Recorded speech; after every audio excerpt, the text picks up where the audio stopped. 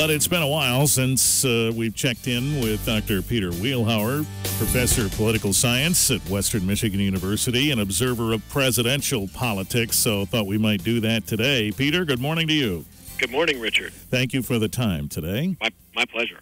So, I was looking at the last time you were on and trying to think of what major has changed in the presidential race since then, and I'm not sure much has changed, has it?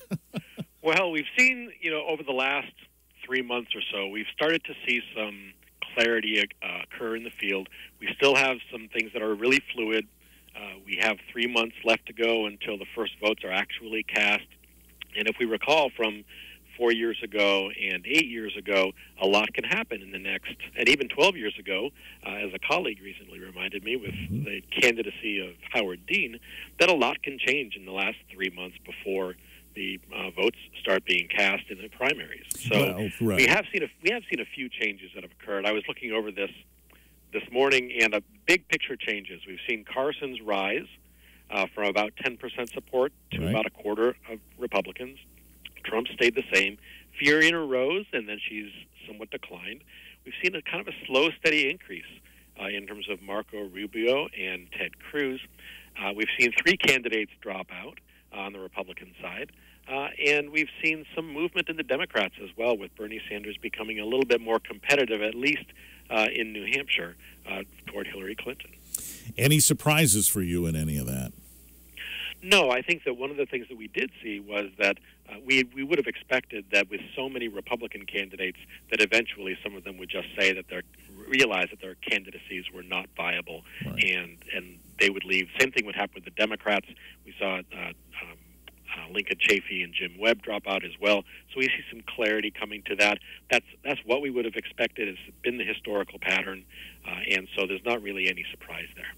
If you're a candidate, let's say, and you're in this crowded field, and the debates come along, and you're relegated to the debate before the debate, and you have trouble with name recognition and so on, how are you collecting money for a campaign at that point? I mean, it seems like it's pretty obvious you're not going very far.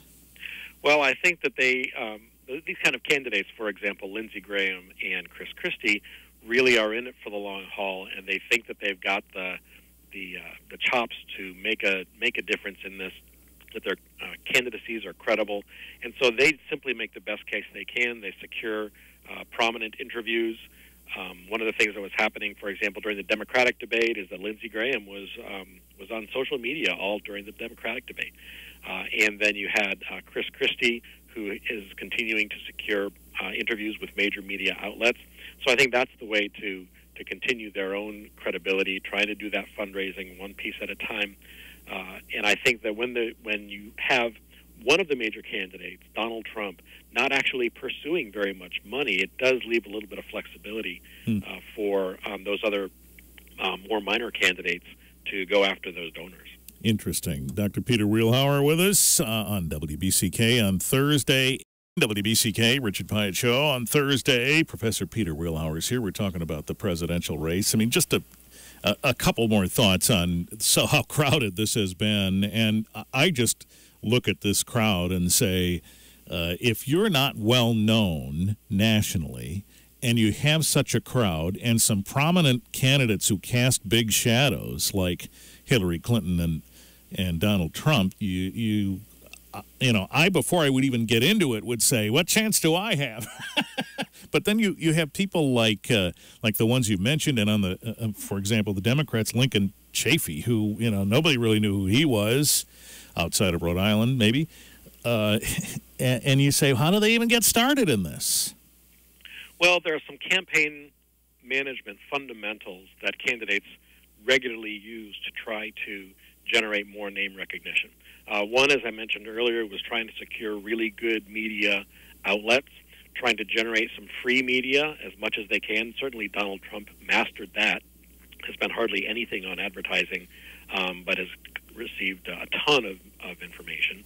But for those smaller candidates, it's really an effort to try to identify media outlets that are attractive to core constituencies and to really hit the grassroots campaign trail very hard. This is why actually Iowa and New Hampshire are so very important in the American process. They're relatively small states. What's very important there is the candidate's ability to do retail politics, shaking hands, meeting in small groups, that generates name recognition in those early states with the hope that a candidate will then perform better than expected when the votes are cast, and that will create new media attention and bring in more money. I see. So it's a kind of a fundamental set of strategies that political scientists have identified that the way campaigns work this general process of achieving name recognition. And when it doesn't happen, that's when the candidate says, okay, I'm done. Certainly, yep. Yeah. So as far as the Republicans are concerned, the better numbers for Ben Carson, I presume it's easy to look at it and say some people are wearing out on the don't say anything nice Donald Trump approach and try to go with somebody who seems a little bit more calm and soft-spoken. Is that true? Well, I think that you're seeing two different kinds of support in that between those two candidates. I mean, certainly Donald Trump reflects kind of this visceral gut reaction to the frustration that a lot of Republicans feel about the political process itself.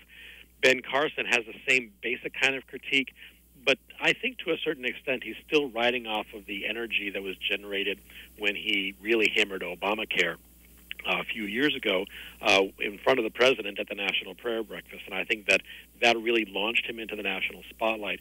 And he continues to work very hard at fundraising from small donors, having a lot of support within the evangelical community and really among homeschoolers as well, who tend to be conservative but don't like the bluster and the kind of the fake Christianity that Donald Trump seems to be communicating, whereas Carson's faith at least seems to be a very credible part of his personal story. And I think that carries a lot of weight in that important base group within the Republicans. Mm-hmm. The notion has been at the beginning when Trump's ascension happened, a little surprise, and the thought was, oh, this is going to burn out here quickly.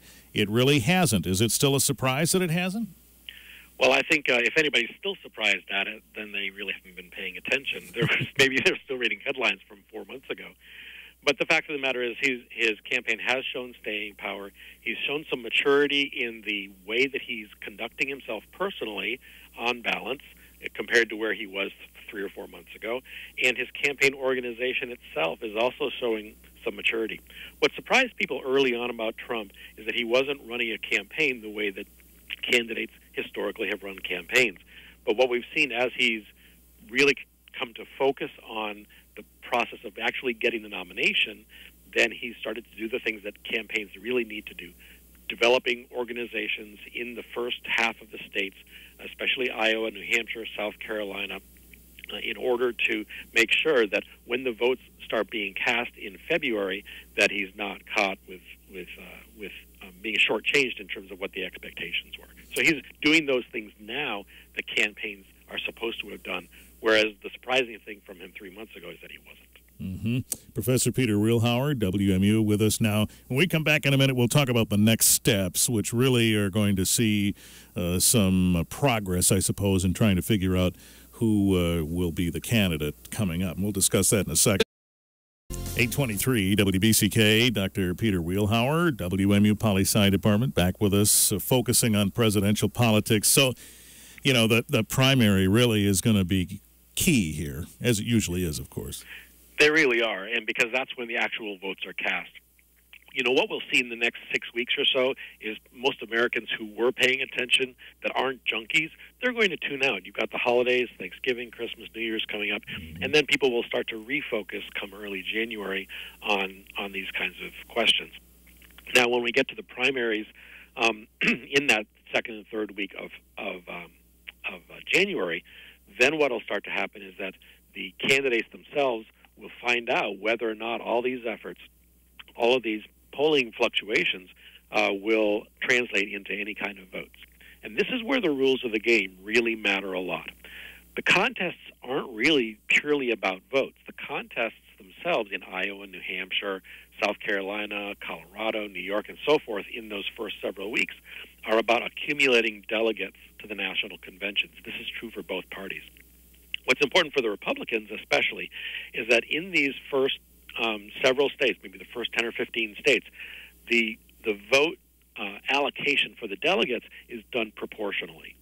So it's not like a winner-take-all system where Donald Trump can get 30% of the vote and take all the delegates from Iowa or New Hampshire or South Carolina, that they're awarded proportionally, so that you'll see tiny incremental changes in those delegates over the first few weeks. Then once things hit March 15th, then you'll start to have a situation where people will start really accumulating the delegates. You'll see serious winnowing out. If you have candidates who just are not accumulating any delegates in those first few weeks, they'll start to drop out, while the major candidates, Trump, Carson, Rubio, Cruz, probably Bush as well, will stay in the game for the long haul. It's interesting that the candidate in Jeb Bush isn't out front more to me. Is it surprising to you? Well, my sense is that he's trying to play the role of kind of the big boy in the room, the mature person in the room. Instead of going through the bluster of Donald Trump, instead of kind of fumbling through the things that reflect the inexperience of Ben Carson, I think Bush is trying to sound like somebody who's got the maturity to handle the job. The big thing working in his favor is perhaps those other candidates, in response perhaps to the crisis in the wake of Paris, and the refugee crisis, will kind of burn themselves out, and people will start to really seriously rethink whether these are candidates that have the chops to hold political office. And Bush's big advantage continues to be his fundraising. He's got the largest pot still, as far as I can tell, of money available to leverage performance in those early primaries into the organization and campaign advertising that has to take place in the following 2 weeks. So I think that you really can't count Bush out. As long as he doesn't completely bottom out in those first two primaries or in the polls, I think that he's still a player in the game. On the other side, you have the one big candidate, and then you have a few others, and Bernie Sanders has gained some traction, but really he hasn't reached that same kind of level of confidence for some Democrats, I suppose, that Hillary Clinton has. Is that fair to say? Well, he's seen his support consolidate a bit when Joe Biden dropped out. Both Hillary Clinton and Bernie Sanders increased by 6 to 7% in their poll standings. So some of those Biden voters, went elsewhere. The challenge for Bernie Sanders is that his message plays well in certain states, but doesn't play well in other states. So even Democrats in South Carolina, they are not very receptive to Bernie Sanders' general message, whereas Hillary Clinton's general message on record plays better in that generally conservative Democratic constituency. So I think this is where we're going to see the rubber hit the road, is again when those votes get cast, with the Democrats also having a proportional delegate allocation rule, then you'll see that Hillary Clinton, if she gets 60% of the vote and Bernie Sanders gets 25% of the vote, then it's going to be pretty clear very early that Hillary Clinton's path to success is in that long-term campaign organization, record of public service, being the potential of being the first woman president and so forth, will simply overcome, I think, Bernie Sanders' attractiveness to really an insurgent, anti-war, really progressive wing of the Democratic base. And if she gets the nomination, we presume then that there's going to be some sort of balance where the former president, her husband, assists her. But I don't suppose they want him out front too much, right? Well, certainly in terms of mobilizing the base, Bill Clinton continues to be a rock star in the Democratic Party. I think that in terms of getting out the youth vote, in terms of getting out minority votes, in terms of getting those core Democratic constituencies, Bill Clinton will be invaluable. I mean, he'll really be an important part of the campaign. I think that as Hillary Clinton tries to make herself more attractive to swing voters, those are the people who are a little bit more on the margins about Clinton. So I would expect that he would target the core constituencies, while Hillary Clinton and whoever her running mate turns out to be will be the ones that focus on the middle group of Americans who will eventually end up deciding this election. All right, we'll leave it there. Thank you, Peter. You're very welcome. Have a good one. You too. We'll talk again soon. Professor Peter Wielhouwer, WMU.